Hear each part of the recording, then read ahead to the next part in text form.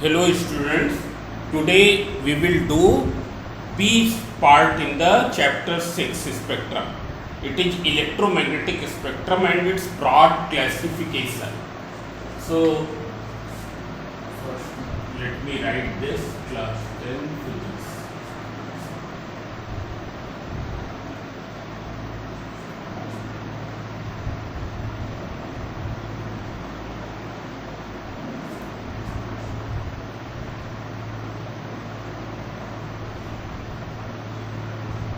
So first you see here how much is in your course, in your syllabus. So when you will see here 6.4 electromagnetic spectrum, this whole is in your course. 6.4 it is whole in your course. Means this page 139, all of you open your book if you have not opened, because this part is self-explanatory. It requires the much reading. When you will read again and again, you will be able to understand. It's clear. So it is self-explanatory. Page 140, approximate range of wavelength and frequency, properties common to all electromagnetic radiations. This all comes under 6.4 and it is in your course. Then in 6.5, various electromagnetic radiations have been given, but in our course, only ultraviolet radiation number 3 and infrared radiation number 5. It is only in the detail. Which means their properties, usage, method of detection, all these are in the detail. Others are not in our course. If you want to study, then you can study, but for our course, only ultraviolet and infrared radiations. That is in detail. And in rest of the electromagnetic spectrums, you have to know their only wavelength ranges. It's clear. Only there should be the general idea.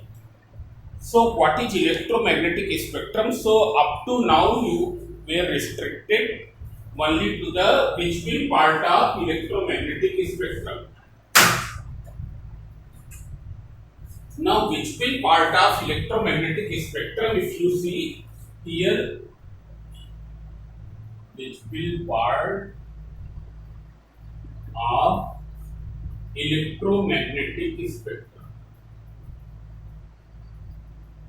If we see visible part of electromagnetic spectrum, it is extended from 4000 angstrom to 8000 angstrom. This is the wavelength range of the visible part of electromagnetic spectrum, which we call as a white light. Now, what is the specialty of this part? This part of the electromagnetic radiation, produces the sensation of vision. It helps in seeing the other objects. That's why we call it as a light. Why do we call this visible part of electromagnetic radiation as a light? Because it produces the sensation of vision. Its wavelength ranges from 4000 angstrom to the 8000 angstrom. As you know that this wavelength corresponds to the violet color and this wavelength corresponds to the red color. It's clear. What are the other prominent colors? V, I, B, G, Y, O, R. These are the prominent colors of the visible part of electromagnetic spectrum. It's clear. All are having the same speed in vacuum or air. And what is that? Vacuum or air, what is the speed? 3 into 10 to the power 8 meter per second. It's clear. But our electromagnetic spectrum is not only restricted to this. It is extended in the either side. Means there are the radiations which are smaller than 4000 angstrom, whose wavelength is smaller than 4000 angstrom, and whose wavelength is more than 4000 angstrom. Now one more point is important here. Here when you go from V to R, what will happen? Wavelength will increase, and when wavelength will increase, what will happen to the frequency? Frequency will decrease. There is the inverse variation between the wavelength and frequency. There is the inverse variation in the wavelength and frequency. Both are reciprocally related. Means if the wavelength is increasing, frequency will decrease. That you keep in your mind. and in air and vacuum the product of wavelength and frequency will be 3 into 10 power 8 meter per second. Means if the wavelength is known, you can find very simply, very easily frequency. If wavelength is given, c equals to nu into lambda. Just simple is the Greek letter nu which we use for the frequency. So if you have to determine frequency, it is c upon lambda. It is c upon lambda. So that way you can find out. It's clear. So our electromagnetic spectrum is not restricted only up to 4000 angstrom to the 8000 angstrom. There are the radiations which are smaller, whose wavelengths are smaller than 4000 angstrom, and radiations whose wavelengths are greater than 8000 angstrom. But those radiations are different from this. Those radiations are different from this, and why they are different? Because they do not produce sensation of vision. They don't help in seeing the other objects. Now, what are those radiations which are having the wavelength is smaller than 4000 angstrom, whose wavelength is greater than 8000 angstrom? So, I am going to write here. This whole part is known as the visible light. That is known as the visible light. It's clear. Visible light. So see here. Here what are the remaining components of the electromagnetic spectrum? So one is the gamma radiations. Gamma radiations.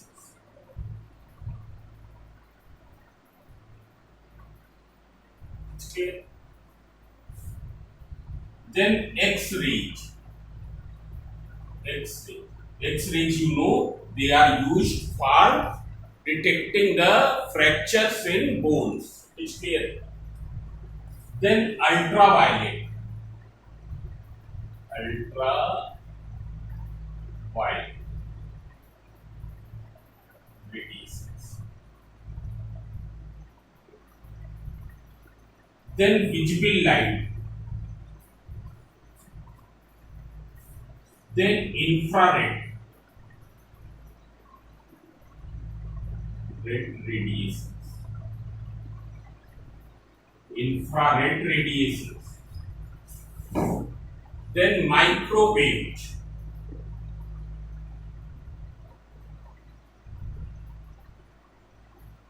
And then radio wave. Radio wave. This is the whole electromagnetic spectrum. This is the whole electromagnetic spectrum. It is clear. This is, we will remember in this form, GXUV-IMR. This is in the increasing order of wavelength.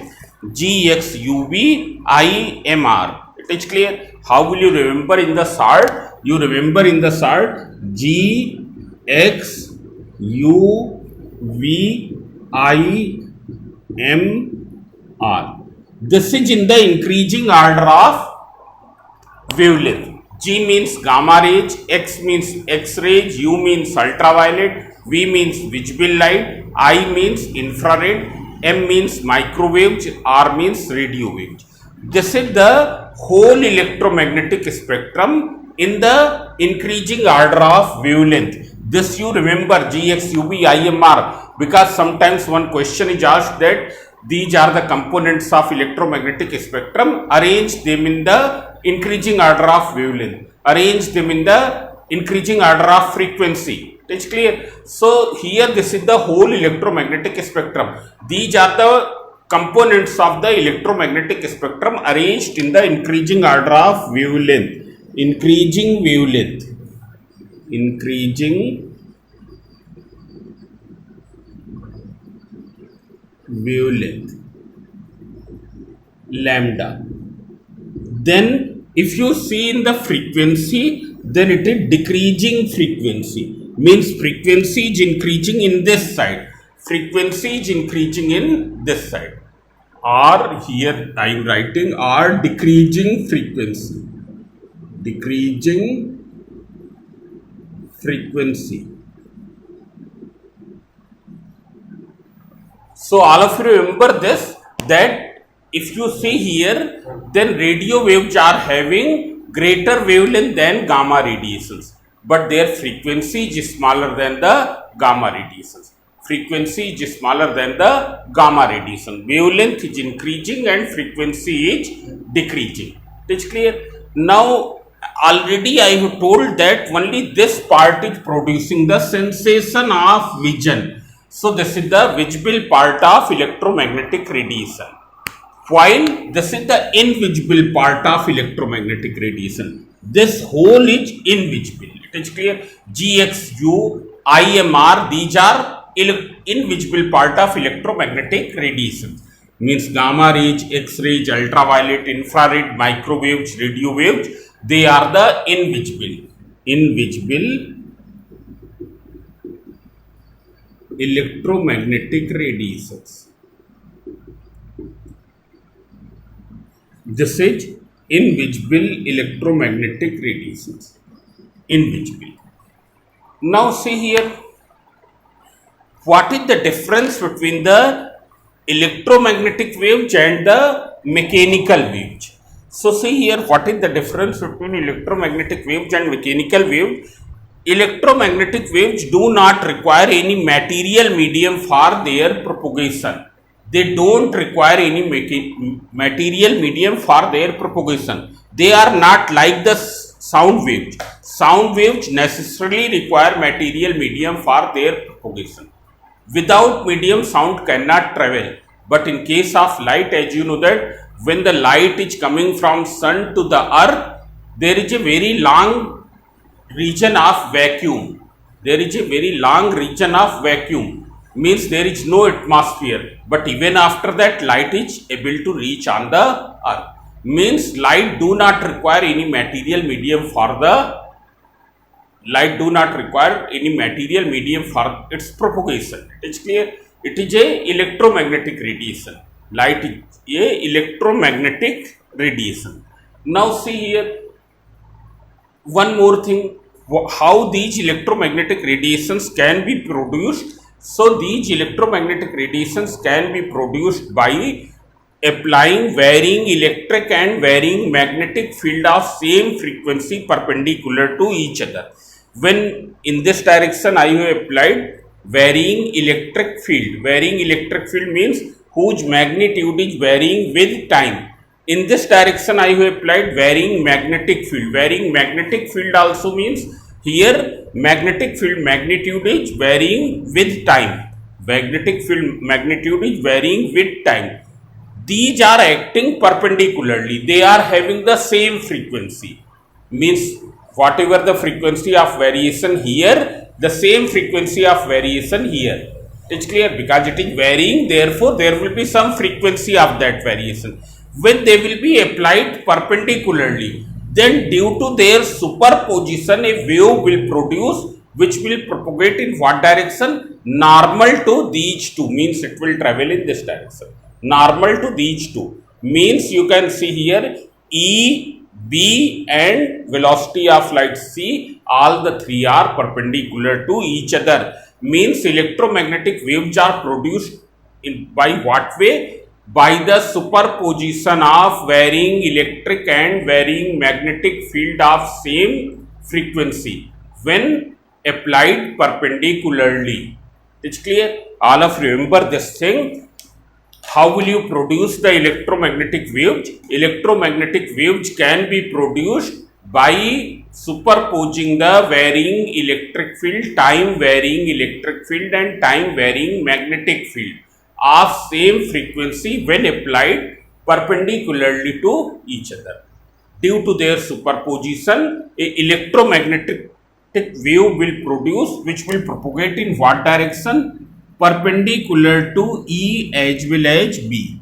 Here electric field is applied along the plane of paper, magnetic field is applied along the plane of paper. What will happen? Electromagnetic wave will propagate in this direction. And what will be its property? It do not require any material medium for its propagation. What will be the velocity of light here? Velocity of electromagnetic radiation, it is given by E upon V. But this much detail is not required to you. So since it don't require any material medium for its propagation, that's why we call it as a non-mechanical wave. Non-mechanical wave. Mechanical wave. Why do we call electromagnetic wave as a non-mechanical wave? Because it do not require any material medium for its propagation. There is one more thing. There is no sharp boundaries in between these two. In between gamma rays or X rays and ultraviolet, ultraviolet and visible light and infrared means their wavelengths are overlapping. There is no clear cut boundary. There is no sharp boundary. They are overlapping up to the some extent. Here they are overlapping up to the some extent. And sun is the light which is coming from the sun. It is the biggest source of the electromagnetic waves, but it do not emit the radio waves. That solar spectrum do not contains the radio wave. It's clear. It is prominently having the ultraviolet radiations, visible light and infrared radiations. Ultraviolet radiations, visible light and infrared radiations. So now see here, and you open your book also. We will see from the book.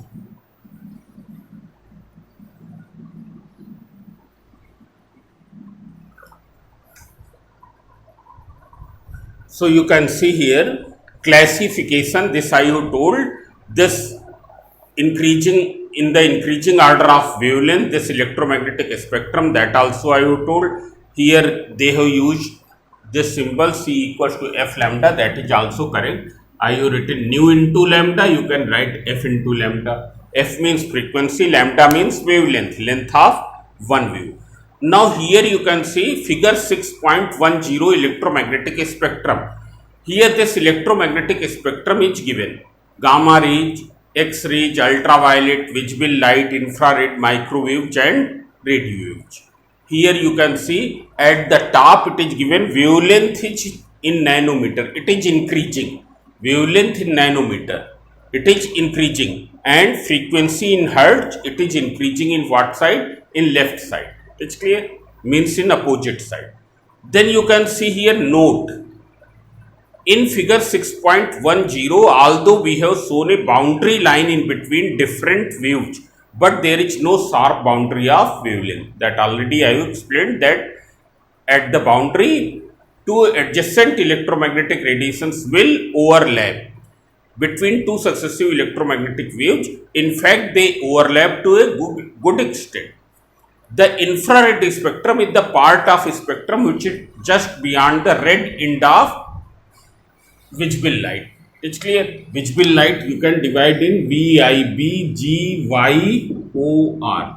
So that part of electromagnetic spectrum which is just beyond the red end is known as the infrared radiations, while which is just before to the violet end of the visible light, that is known as the ultraviolet radiation. It's clear? The infrared spectrum is part of spectrum just beyond the red end, while the ultraviolet spectrum is the part of spectrum just before the violet end. You will do the reading of each and every line because this part is self-explanatory. It's clear? Though no much explanation is required here. Here one table of electromagnetic spectrum is given in which the name of the discoverer of that part, then source and method of detection is given, so that you can do. It's clear? That will give you a rough idea of each electromagnetic, a general idea of each electromagnetic spectrum. For example, gamma rays. If you see, discoverer is Becquerel and Madame Curie. Source. What is the source of gamma radiations? In cosmic rays from radioactive substances. Method of detection by their large penetrating power. In radioactivity, we will find that when we will study the radioactivity, which is the last chapter of your syllabus. So we will find that gamma radiations are most penetrating. Gamma radiations are having the maximum penetration power. Now X-rays, it is discovered by W.H. Rontgen. W.H. Rontgen. It is clear. It is discovered by W.H. Rontgen. Now, how X-rays are produced? When energetic electrons collide to the heavy metal target. Not energetic electrons. When energetic alpha particles strike to the heavy metal target, they knock out the electron from the inner cells, and during that process X-rays are emitted. So from a heavy metal target of high melting point, when highly energetic electrons are stopped by it. It's clear. How will you detect these gamma X-rays? X-rays are detected by the fluorescence on the zinc sulfide screen. Zinc sulfide screen, you take a screen, on that there is the coating of zinc sulfide material, ZNS. So, as you know that these are the invisible radiations. It's clear. How will you detect the X-ray? So they can be detected when X-rays will fall upon the screen which is having the coating of zinc sulfide. Then a special type of glow will produce. A special type of brightness will be obtained. That glow, that brightness is known as fluorescence. That is known as fluorescence. It is clear. And by that brightness we can detect this.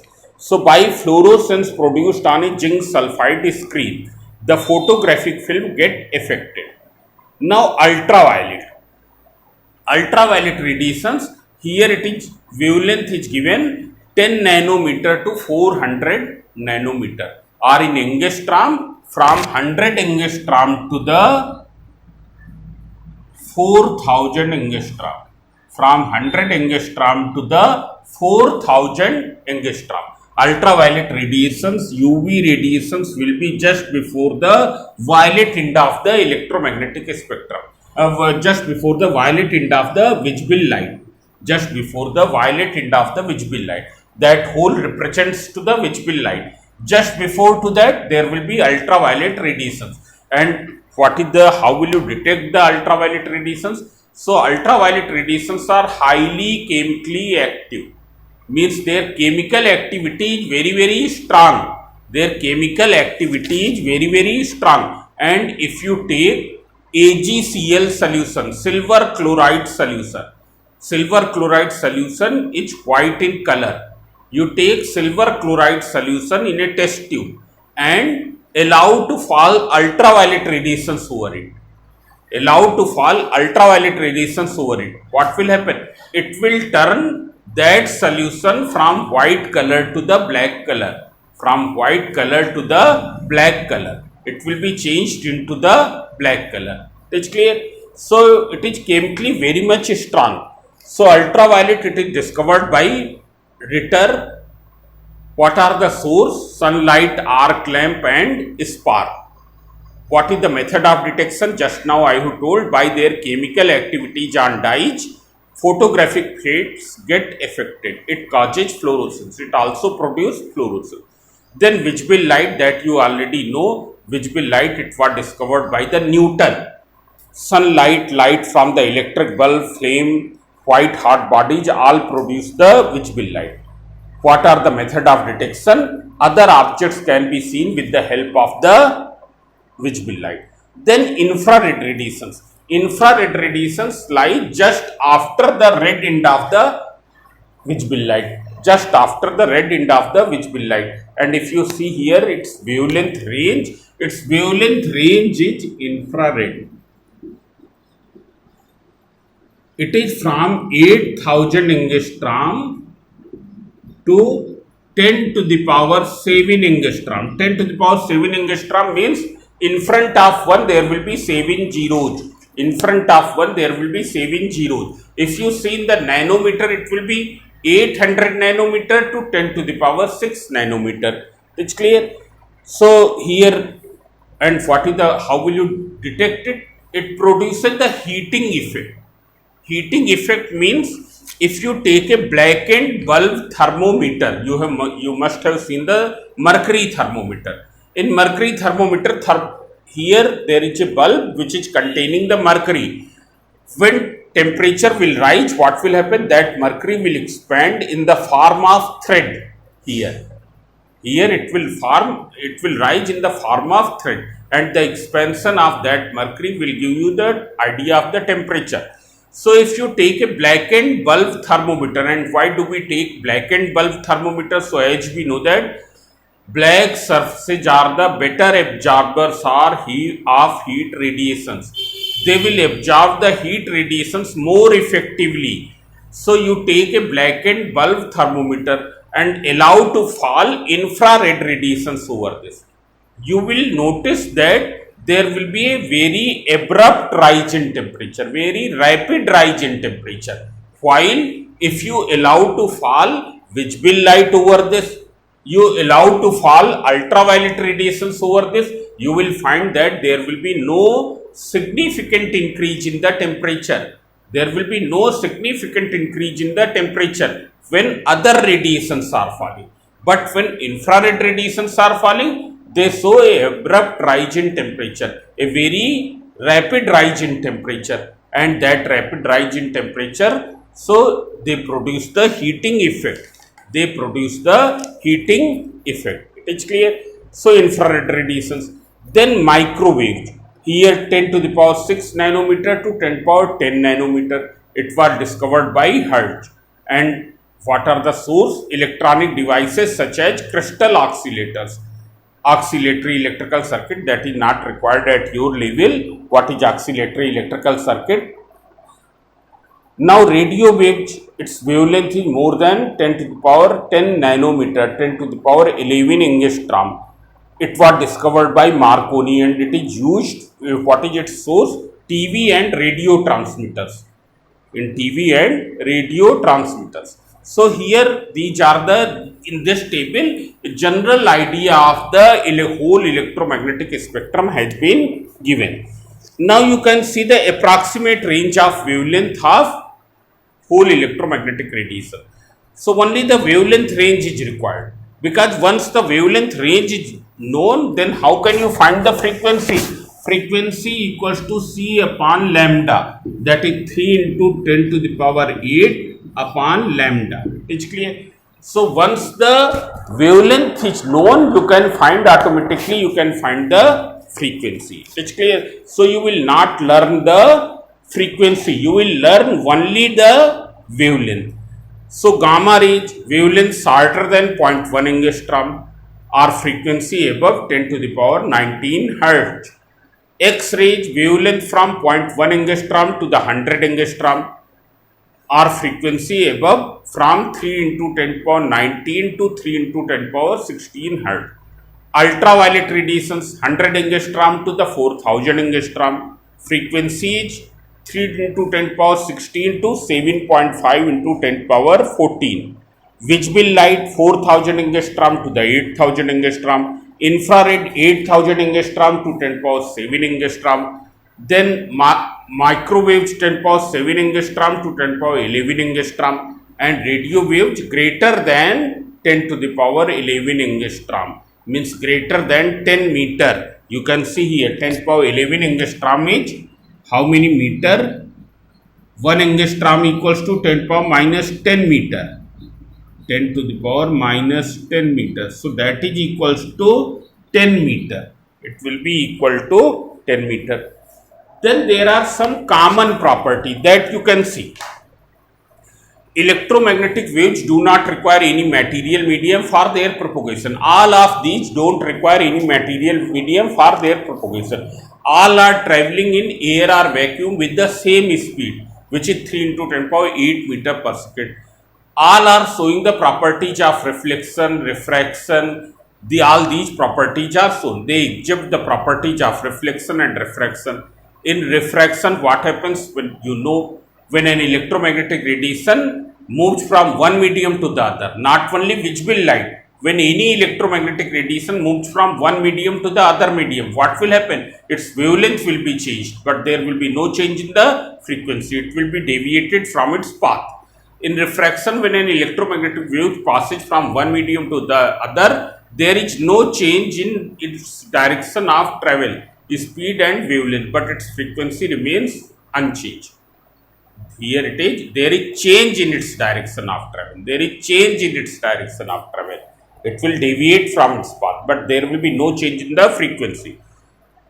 They do not deflect by the electric and magnetic field, though they are produced due to the superposition of electric field and magnetic field. But when electromagnetic wave will pass through any region of electric field or magnetic field, it will not deviate from its path. It's clear? Then last, they are transverse in nature. This is very important.